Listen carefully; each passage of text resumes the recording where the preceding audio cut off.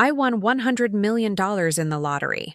My daughter-in-law locked me in the closet and stole my ticket. You're just a leech.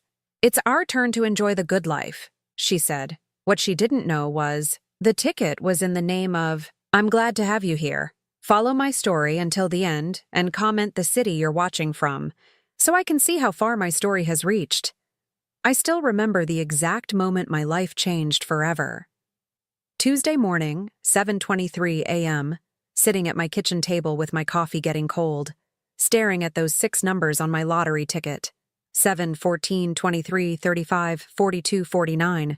The same numbers I'd been playing for 12 years, ever since my husband Bill passed away. My hands were shaking so badly I could barely hold the ticket. $100 million. $100 million. I must have checked those numbers against the television screen 20 times before it finally sank in. After working double shifts as a hospital cleaner for 43 years, after pinching pennies and eating canned soup for dinner more times than I could count, I had actually won.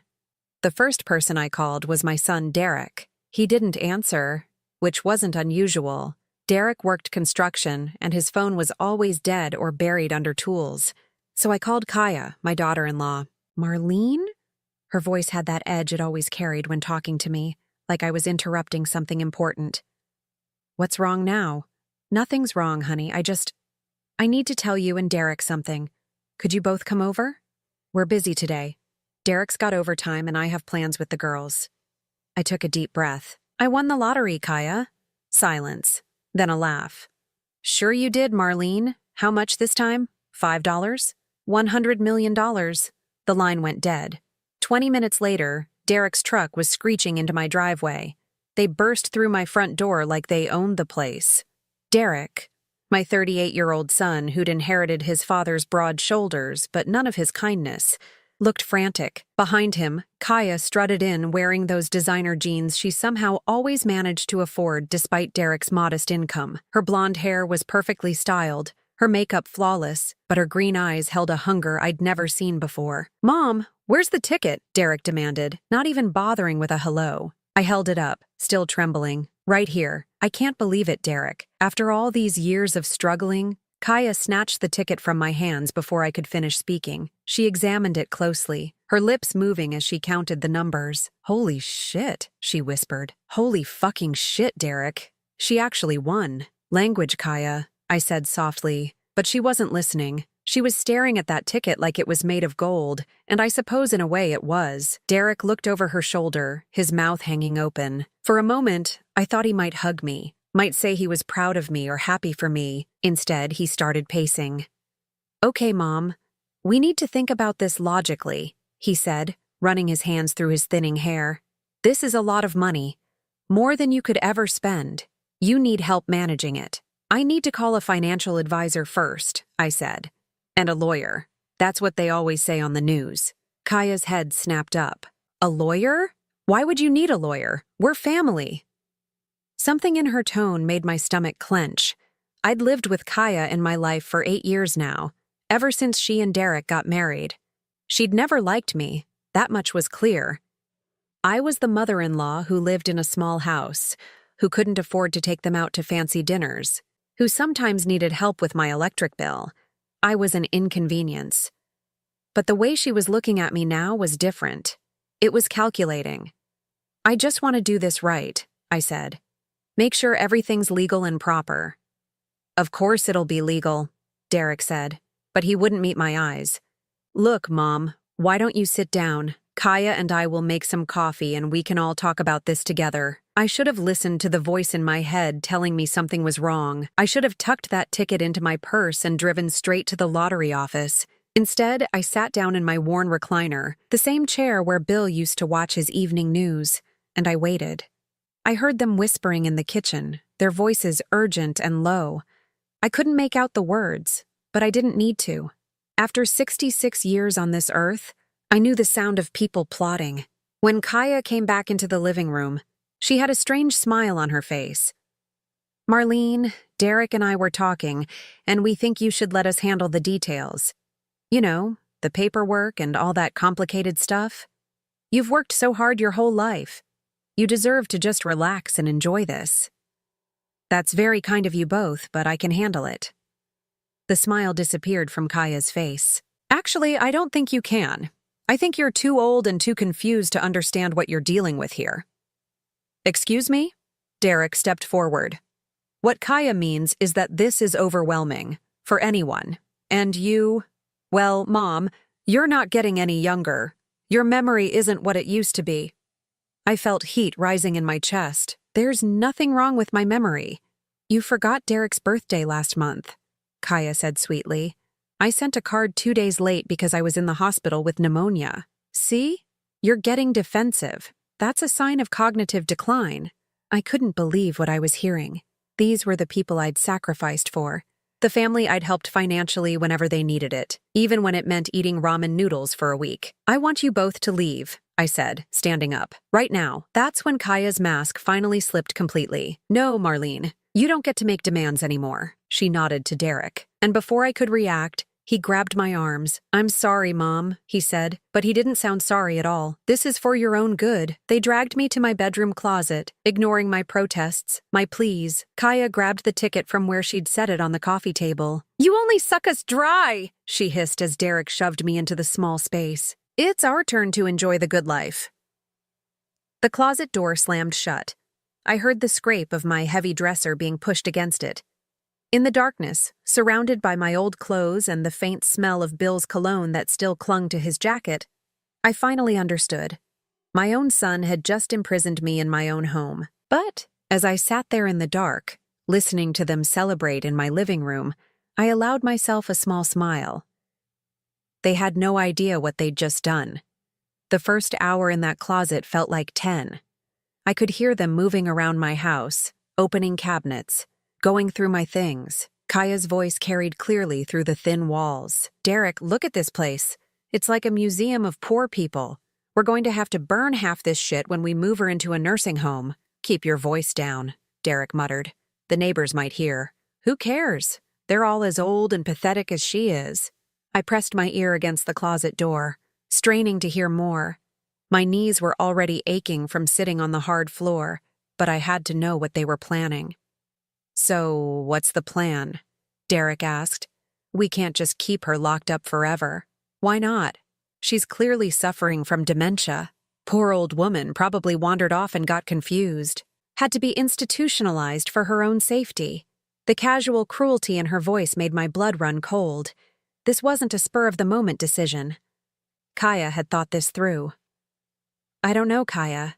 She seemed pretty sharp when she was yelling at us. That's what they call sundowning, Derek.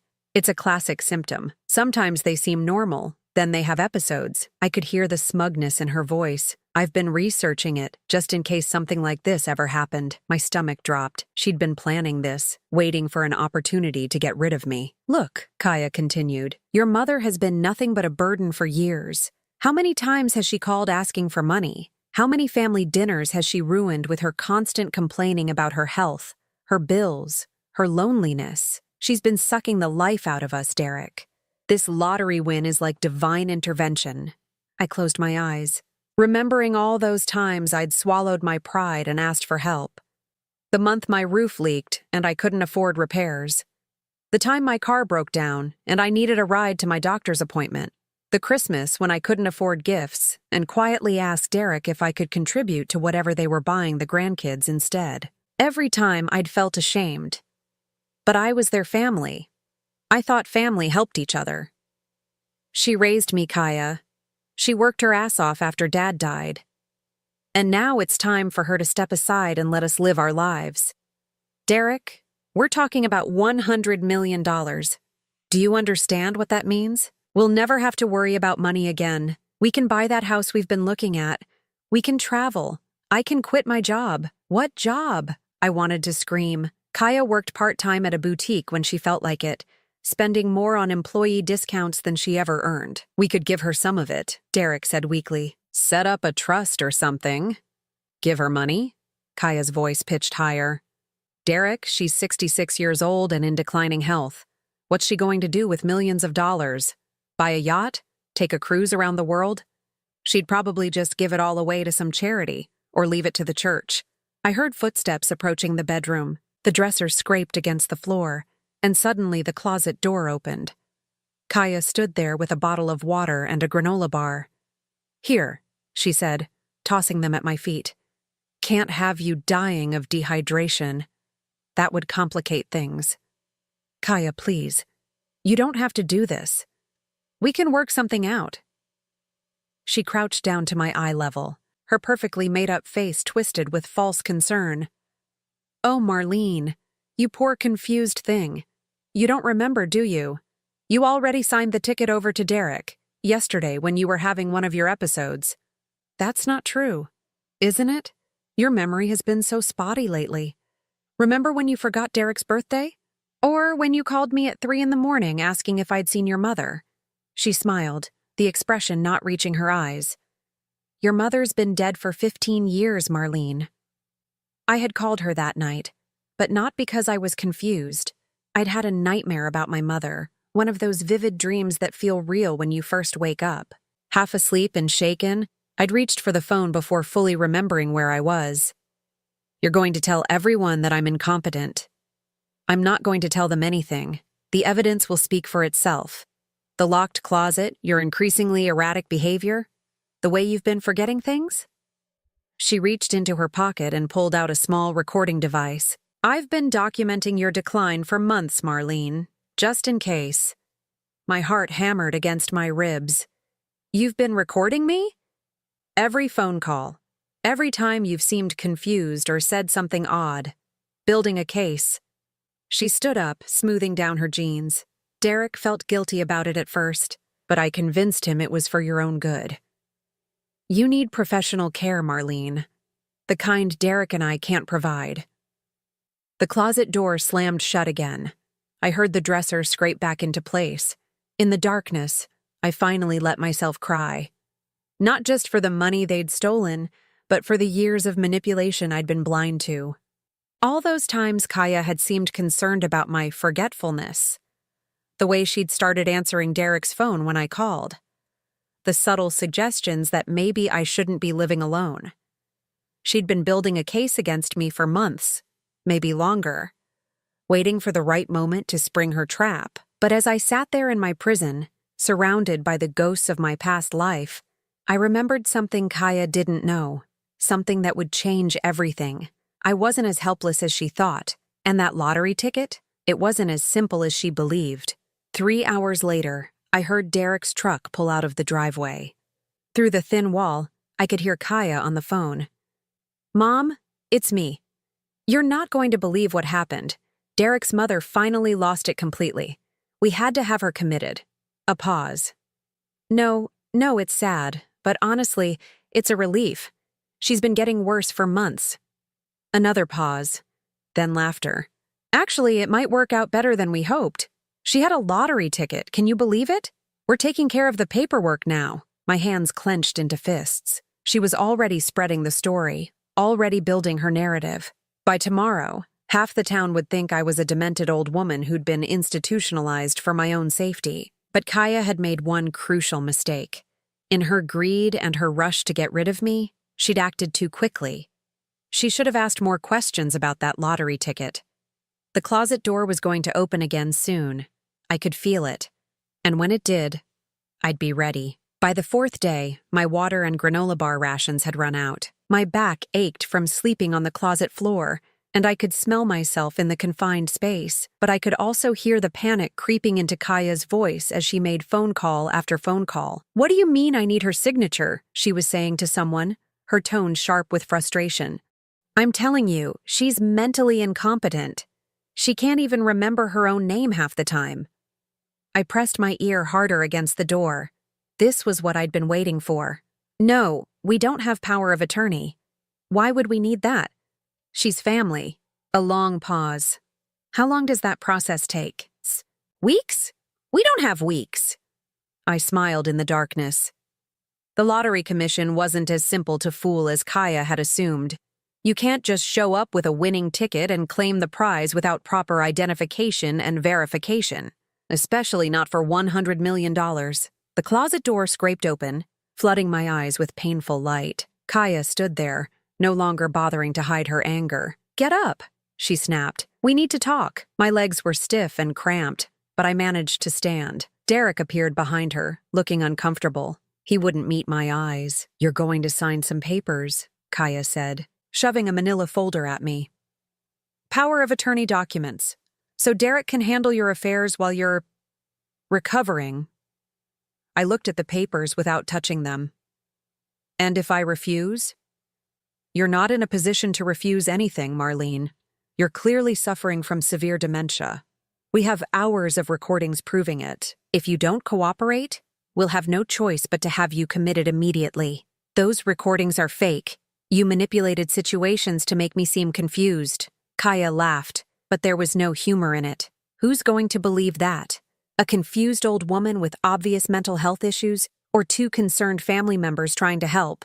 Derek finally spoke up. "Mom, just sign the papers. We're not trying to hurt you. We just want to take care of things while you get better." "I'm not sick, Derek. And I'm certainly not signing anything that gives you control over my finances." Kaya's face flushed red. "Fine. Have it your way." She pulled out her phone. "I'm calling the county psychiatric emergency line. They'll send someone to evaluate you, and when they see the state you're in after being locked in a closet for days, ranting about fake recordings and conspiracies—" "Wait," I said quickly. "Let me see the papers." I took the folder with shaking hands, pretending to struggle with reading the small print. In reality, I was buying time, thinking. The documents looked legitimate, but I recognized the lawyer's name at the bottom, Jim Hendricks. He'd been Bill's attorney years ago, before we couldn't afford his services anymore. "This says Derek would have access to all my accounts. All my assets." "That's right," Kaya said, her voice becoming soothing again. "So we can make sure your bills are paid, your medical expenses are covered. We're looking out for you, Marlene. And the lottery ticket? What about it?" "It would fall under Derek's control, too." Kaya and Derek exchanged a look. "Well, yes," Derek said slowly, "but we'd use that money to get you the best care possible." I set the papers down on my kitchen table, the same table where I'd eaten countless lonely dinners since Bill died, where I'd sat just days ago, staring at those winning numbers. "I need to think about this." "There's nothing to think about," Kaya snapped. "Sign the papers or we make the call." I looked at my son, really looked at him. The boy I'd raised alone after his father died. The child I'd worked double shifts to support, whose college fund I'd emptied to keep food on the table and a roof over our heads. "Derek, do you remember when you were 12 and you wanted that expensive baseball glove? The one all your friends had?" He frowned. "Mom, what does that have to do with anything? I worked 6 months of overtime to buy it for you. Gave up my own birthday dinner, my Christmas gifts, because I wanted you to have what the other kids had." "I remember," he said quietly. "And when you got married, I gave you my grandmother's ring for Kaya, the only valuable thing I owned." Kaya's hand unconsciously went to her finger, where my grandmother's sapphire ring caught the light. "You're my son," I continued, my voice breaking slightly. "I love you. But what you're doing to me now? This isn't love, Derek. This is greed." For a moment I saw something flicker in his eyes. Shame, maybe. Or regret. But then Kaya stepped forward. "Enough of this manipulation," she said coldly. "You're trying to make Derek feel guilty for doing what's necessary. This is exactly the kind of emotional manipulation that proves you're not competent to make decisions." She grabbed the pen from the table and shoved it into my hand. "Sign, now." I held the pen, my hand trembling, not from fear but from rage. These people thought they could steal my life, my dignity, my future, just because I was older and alone. "You know what, Kaya?" I said, looking up at her. "You're absolutely right about one thing." "What's that?" "I'm not competent to make this decision, not because I'm mentally impaired, but because I don't have all the information I need." "What information?" I smiled, the expression feeling strange on my face after days of despair. "Well, for starters, you might want to know that the lottery ticket you stole, it's not valid." The color drained from Kaya's face. "What are you talking about? The ticket has to be signed by the purchaser within 72 hours of the drawing to be valid. I bought it, but I never signed it. When you took it from me, you took an unsigned ticket." Derek leaned forward. "So sign it now." "I can't. The 72-hour window closed yesterday." Kaya grabbed the ticket from her purse, studying it frantically. "You're lying. This has to be worth something." It's worth exactly as much as the paper it's printed on. Nothing. The silence that followed was deafening. I could see Kaya's mind racing, trying to figure out if I was telling the truth or if this was some desperate bluff. "Check it yourself," I said calmly. "Call the lottery commission. Ask them about unsigned tickets and time limits." Kaya was already dialing, her fingers shaking. As she spoke to someone on the other end, I watched her face go through a range of emotions: disbelief, anger, panic, and finally, cold calculation. She hung up and turned to me with a look that could have frozen hell. "You knew," she whispered. "You knew the whole time." I shrugged. "I've been playing the lottery for 12 years, Kaya. I know the rules. Then why didn't you tell us?" "Because I wanted to see how far you'd go. I wanted to know what kind of people you really were." I stood up slowly, my joints protesting. "And now I know." Derek was staring at the worthless ticket in his hands. "So there's no money? None of it was real?" "Oh, the winning numbers were real," I said. "I really did win $100 million. I just didn't win it with that ticket." The confusion on their faces was almost worth the 4 days of imprisonment. "See? Here's what you never bothered to ask about. I've been buying lottery tickets every week for 12 years. Same numbers, same convenience store. But for the last 6 months, I've been buying 2 tickets each time." Kaya's eyes widened. 2 tickets? One for me, and one for my best friend Rose. We had an agreement. If either of us won, we'd split it 50-50. I paused, letting that sink in. Rose died 3 months ago, pancreatic cancer, but before she died, she made me promise to keep buying her ticket too, for luck, she said. The room was so quiet I could hear the old refrigerator humming in the kitchen. "The ticket you stole was mine, the one with my name on it. But Rose's ticket, well, that one I signed immediately, and I claimed the prize on Rose's behalf 2 days ago, as the beneficiary she named in her will." Derek's face had gone completely white. "You mean, I mean that while you've been holding me prisoner and planning to have me committed, I've been the legal owner of $50 million. Rose's half of the winnings, left to me by someone who actually loved me." Kaya's scream of rage echoed through the small house. Kaya's scream was still echoing when she lunged at me. Derek caught her arm just before her nails reached my face. "You manipulative bitch," she shrieked, struggling against Derek's grip. "You let us think we had it. You let us plan our whole future." "I let you show me who you really are," I said calmly, though my heart was pounding. "And you didn't disappoint." Derek released Kaya and slumped into one of my kitchen chairs, his head in his hands. $50 million, he whispered. "You really have $50 million. Had," I corrected. Past tense. Kaya spun around, her face flushed with rage and desperation. "What do you mean, had?" "Well, I couldn't very well leave that money sitting in my account while you two were planning to have me declared incompetent and committed, could I? I've spent the last 4 days making some calls." It wasn't entirely true. I'd made one call, on my cell phone, which they'd never thought to take away from me. Amazing how people underestimate old women. They'd been so focused on controlling me that they'd forgotten I might have resources they didn't know about. "Who did you call?" Derek's voice was barely audible. "My real attorney. The one I hired 6 months ago when I started getting suspicious about Kaya's sudden interest in my health and memory." I looked directly at Kaya. "Did you really think I didn't notice you recording our conversations? You're not as subtle as you think you are." Kaya's face went pale. "You can't prove anything. I can prove you've been planning this for months. I can prove you imprisoned me in my own home. I can prove you stole my property and attempted to coerce me into signing legal documents." I pulled my cell phone from my pocket. "I've been recording too, Kaya. Everything. For the last 4 days."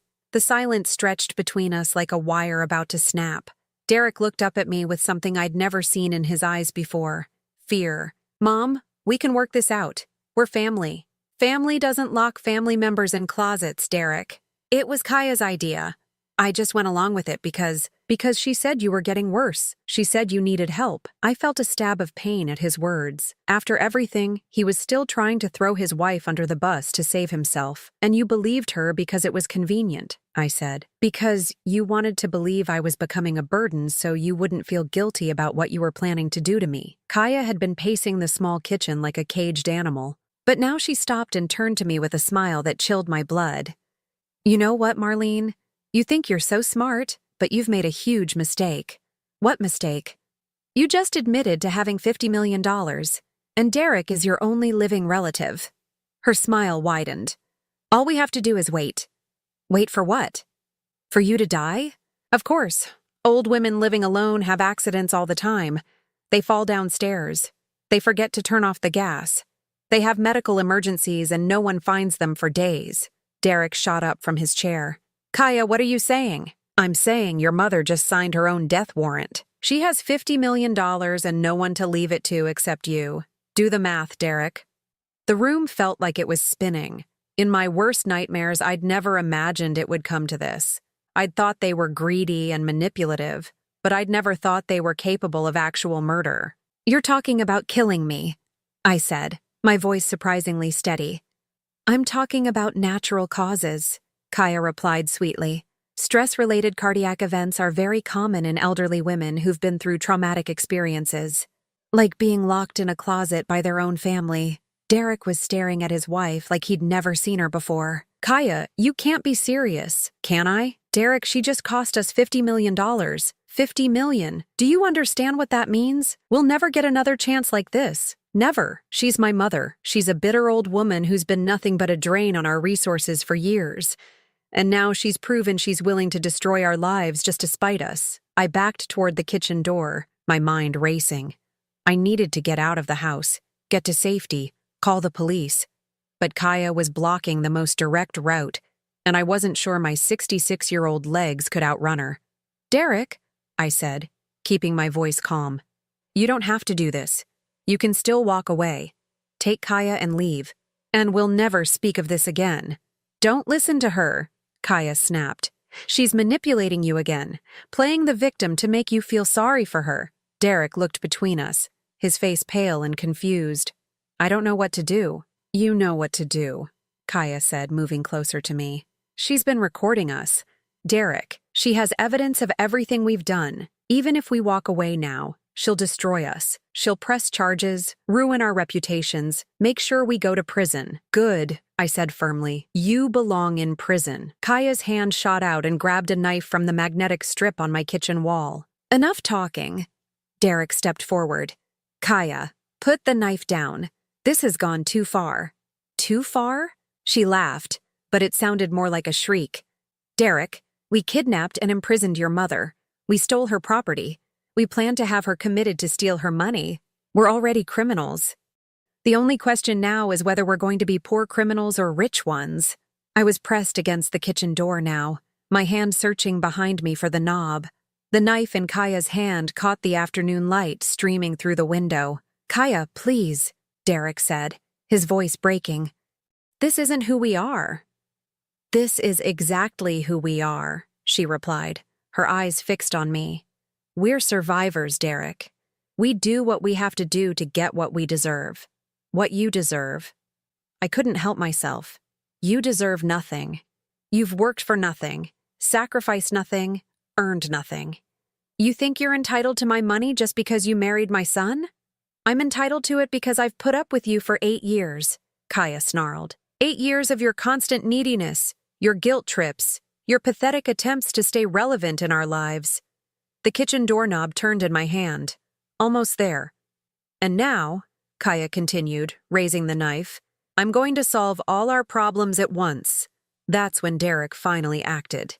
He grabbed Kaya's wrist, trying to wrestle the knife away from her. Let go of me, she screamed, struggling against him. I won't let you hurt her. She's going to destroy us, Derek. Can't you see that? I turned the knob and stumbled backward through the door, falling onto my back porch. Behind me, I could hear them fighting. Derek trying to control his wife while she screamed obscenities and threats. My hands shaking, I pulled out my phone and dialed 911. 911, what's your emergency? My daughter-in-law is trying to kill me, I gasped. She has a knife. Please send help. As I gave the dispatcher my address, I could hear glass breaking inside the house. A crash. Then Derek shouting. Then silence. The silence was somehow worse than the screaming. I crept back to the kitchen door and peered through the window. Derek was on the floor, blood pooling around his head. Kaya stood over him, the knife still in her hand, her face completely calm. She looked up and saw me watching. Our eyes met through the glass and she smiled.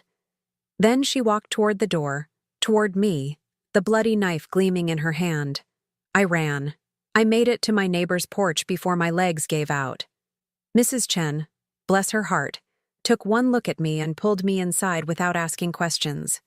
Through her front window, we watched Kaya emerge from my house, still holding the knife, looking around wildly. Is that blood? Mrs. Chen whispered. I nodded, unable to speak. Derek, my son. Whatever Kaya had become, Derek was still my child, and now he was lying on my kitchen floor bleeding because he'd tried to protect me. The sirens grew louder. 2 police cars and an ambulance rounded the corner just as Kaya dropped the knife and raised her hands in the air. Even from a distance, I could see her transform her expression from rage to desperation, preparing her performance. "Oh, thank God you're here!" she cried as the officers approached.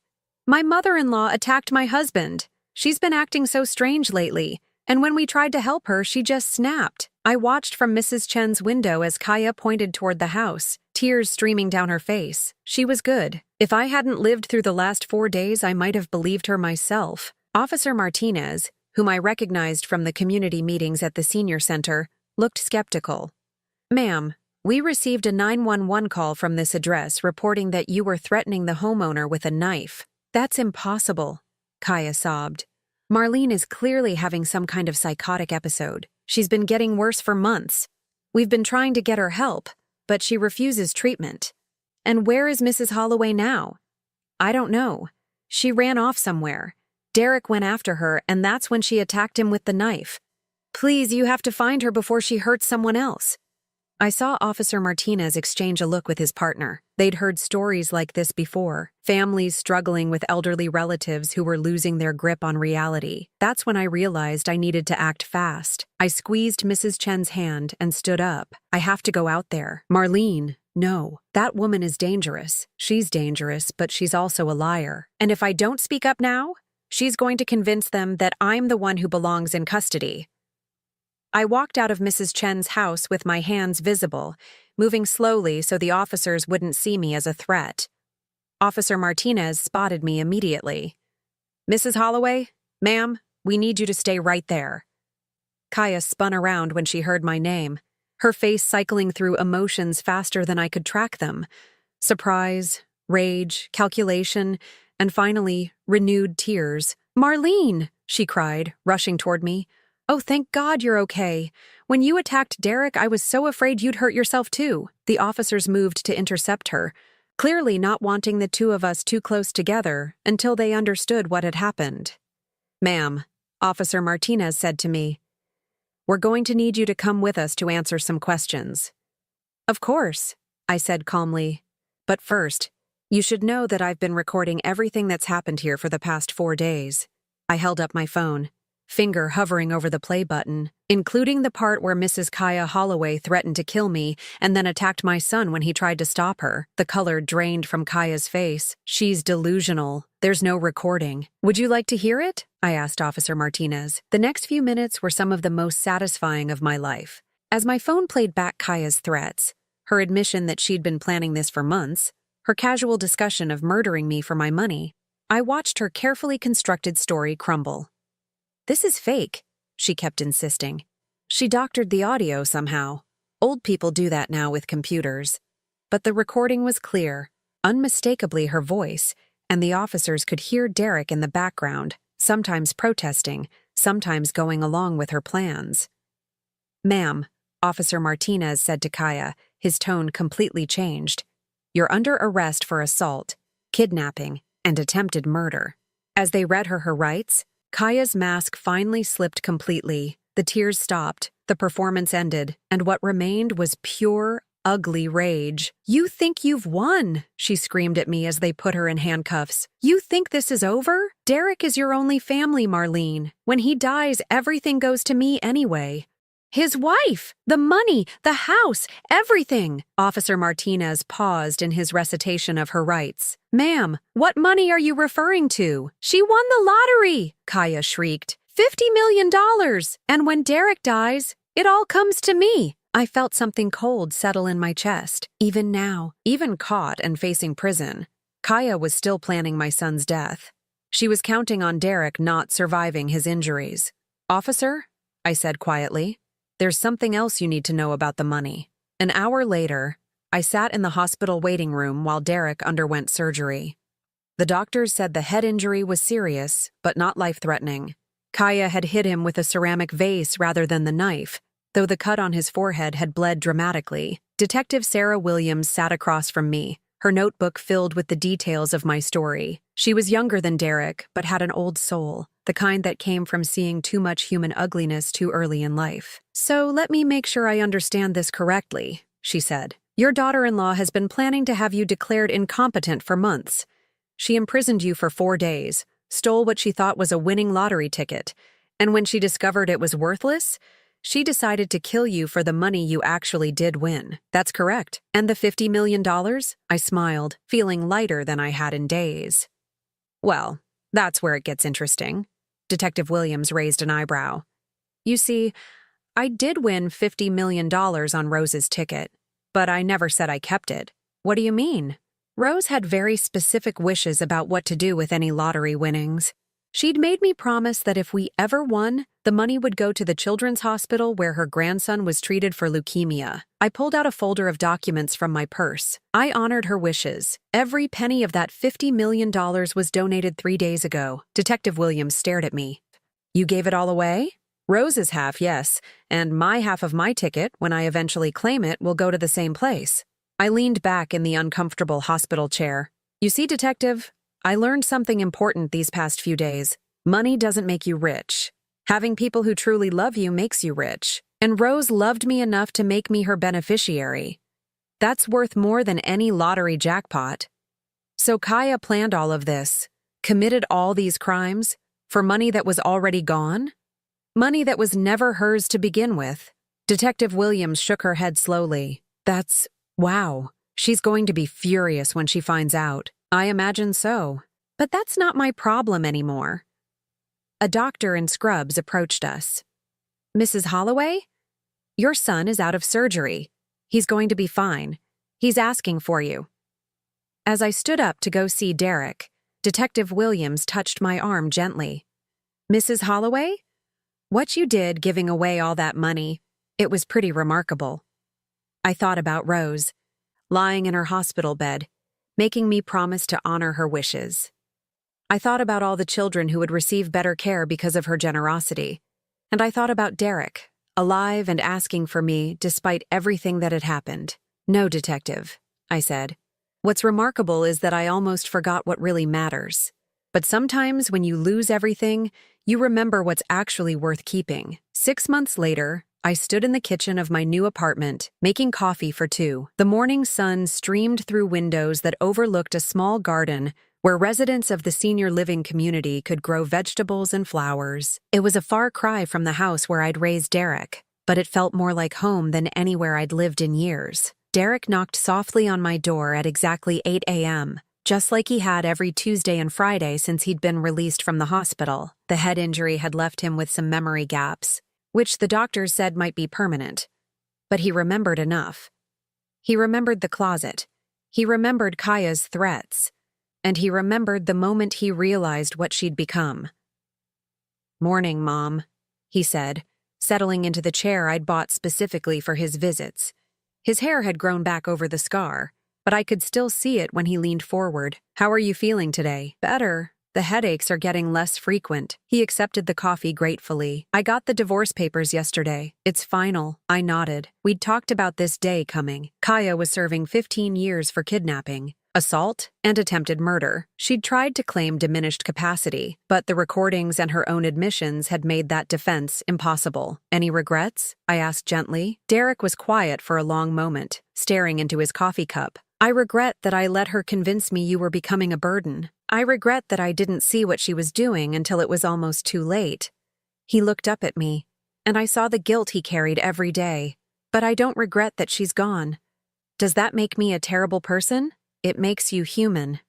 We sat in comfortable silence for a while, listening to the sounds of the community waking up around us.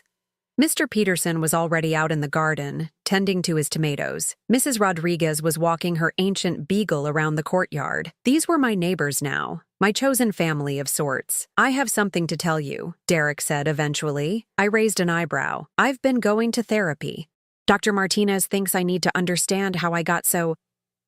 He searched for the word. Lost.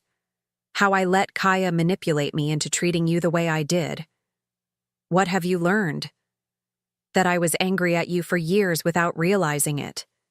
His voice was barely above a whisper.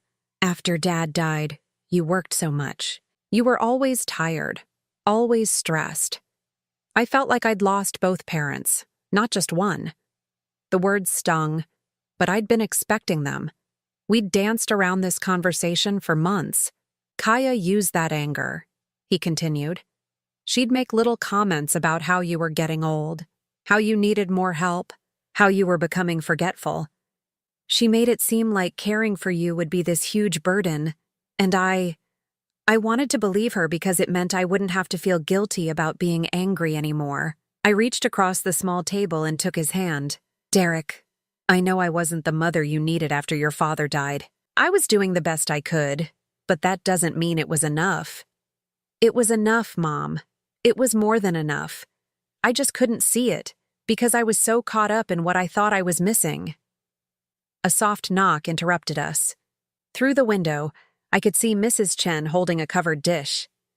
She'd moved into the community 3 months ago, after her daughter convinced her she needed more social interaction. Come in, Helen, I called. She bustled in, her gray hair perfectly styled despite the early hour. I made too much of that breakfast casserole again. You know how I am with portions. This was Helen's way of making sure Derek and I had a proper meal during his visits. She'd appointed herself the community's unofficial grandmother, and we all pretended not to notice when she accidentally made too much food. You're too kind, Derek said, accepting the dish. He'd grown fond of Helen over the months, and I suspected she reminded him of what a healthy family relationship looked like. Nonsense. Food is meant to be shared.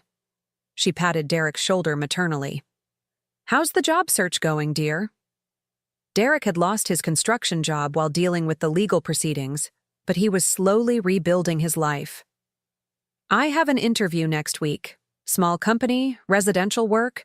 The owner knows about everything that happened, but he's willing to give me a chance. Good for you. Second chances are precious things. After Helen left, Derek and I moved to the small balcony overlooking the garden. The morning was warming up, and I could smell the roses that Mrs. Rodriguez had planted along the fence. I need to ask you something, Derek said. What? When you donated all that money, the lottery money, did you do it partly to punish me? I considered the question carefully. No, I did it to honor Rose, and because I realized something important. What? Money that comes from pain and betrayal is cursed money. Even if I'd kept it, it would never have brought me happiness. It would always have reminded me of the worst week of my life. But you could have used it to help other people. Set up a scholarship or something that would have lasted longer than one donation. I smiled. Derek, that money saved 12 children's lives. The hospital was able to expand their leukemia treatment program. Rose's grandson, the boy she told me about, he's one of the kids who benefited. He's in remission now. Derek was quiet for a moment. I didn't know that. Rose would have been so proud. Her money, and it was her money, won on her ticket, went to exactly where she wanted it to go. And your half, when you claim your ticket? If I claim it? I'd been thinking about this for weeks. I'm 66 years old, Derek. I live in a nice apartment. I have good health care, and I have enough saved to last me the rest of my life. What would I do with $50 million? Travel, buy nice things, help other people. I can travel modestly with what I have. I don't need many things at my age. And as for helping people, I gestured toward the community around us. I'm already doing that, just in smaller ways. We watched Mr. Peterson showing a new resident how to properly stake tomato plants. The man was probably in his 70s, but he listened to Mr. Peterson's instructions with the eagerness of a child learning something new. I think I understand, Derek said slowly. The lottery money was never really about the money. No, it was about what people were willing to do to get it, what they were willing to sacrifice or destroy. He looked at me. Kaya would have killed you for it, and you would have let her have me committed. Derek flinched, but he didn't deny it. I'm going to spend the rest of my life making up for that. You don't need to make up for anything, Derek. You need to forgive yourself and move forward. That's what I've done. Have you forgiven me? I thought about the question. 6 months ago, locked in that closet, listening to my son plan my imprisonment, I'd thought I could never forgive him. But watching him rebuild his life, seeing him recognize how he'd been manipulated, witnessing his genuine remorse, forgiveness had come gradually, like dawn breaking. Yes, I said simply. I have. Derek's eyes filled with tears. I don't deserve that. Forgiveness isn't about deserving it. It's about choosing to let go of the anger so it doesn't poison the rest of your life. A comfortable silence settled between us. In the distance, I could hear children playing in the park next to our community. Normal sounds of normal life continuing. Mom? Yes? If you don't claim the lottery money, what happens to it? It goes back to the state education fund. Rose would have liked that too. Derek nodded slowly. She sounds like she was a good friend, the best. She taught me that real wealth isn't about what you have. It's about who loves you enough to trust you with their dreams. I stood up and stretched, feeling my age in my joints, but also feeling something I hadn't experienced in years. Contentment. Are you staying for lunch? I asked. If you'll have me. Derek, you're my son. You're always welcome here. As we went back inside to heat up Helen's casserole, I caught a glimpse of myself in the hallway mirror. The woman looking back at me had gray hair and wrinkles, but her eyes were clear and peaceful. She looked like someone who had survived something terrible and come out stronger. Behind me, Derek was setting the table with the care of someone who understood that ordinary moments were actually extraordinary gifts.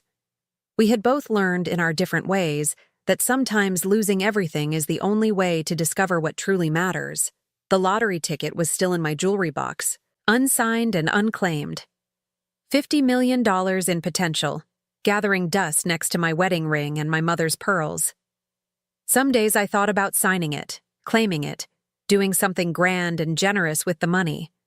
But most days, I preferred to leave it there as a reminder that the most valuable things in life can't be bought, stolen, or lost. They can only be given freely, received gratefully, and treasured always. And I was rich beyond measure. Now I'm curious about you who listened to my story. What would you do if you were in my place? Have you ever been through something similar? Comment below. And meanwhile, I'm leaving on the final screen 2 other stories that are channel favorites, and they will definitely surprise you. Thank you for watching until here.